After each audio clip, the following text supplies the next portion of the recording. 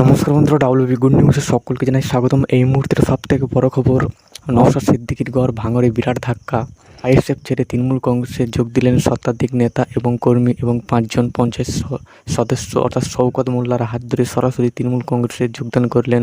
চলুন এক ঝলকে জেনে নিই। নজর রাখবো পরের খবরে। আইএসএফ শিবিরে বড় ধাক্কা। 4 জন আইএসএফ এর পঞ্চায়েত সদস্য সহ তাদের অনুগামীদের নিয়ে সদল বলে তৃণমূলে যোগদান। ভাঙড় 2 নম্বর ব্লকের চালতাবেরিয়া অঞ্চলের আইএসএফ এর 4 জন পঞ্চায়েত সদস্য এদিন ক্যানিং পূর্বের বিধায়ক শওকত মোল্লার হাত ধরে তৃণমূল কংগ্রেসে যোগদান করলেন। আমরা এই নিয়ে কথা বলবো। জাহাঙ্গীর হোসেন এই মুহূর্তে আমাদের সঙ্গে টেলিফোনে রয়েছেন প্রতিনিধি, বিস্তারিত জানবো। জাহাঙ্গীর, এবার আইএসএফ এ ভাঙন তৃণমূলে যোগদান করলেন তারা, কেন তাদের এই দল বদল, কি বলছেন?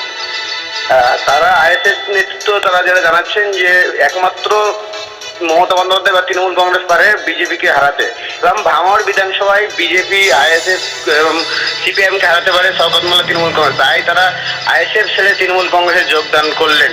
ভাঙড় 2 নম্বর ব্লকের চালতাবেড়ি এলাকার 4 জন পঞ্চায়েত সদস্য সহ আরো তাদের যে সমস্ত অনুগামী ছিল তারা কিন্তু এদিন সন্ধ্যায় শওকত মোল্লা বাহারুল ইসলামদের হাত ধরেই কিন্তু তৃণমূল কংগ্রেসে যোগদান করলেন।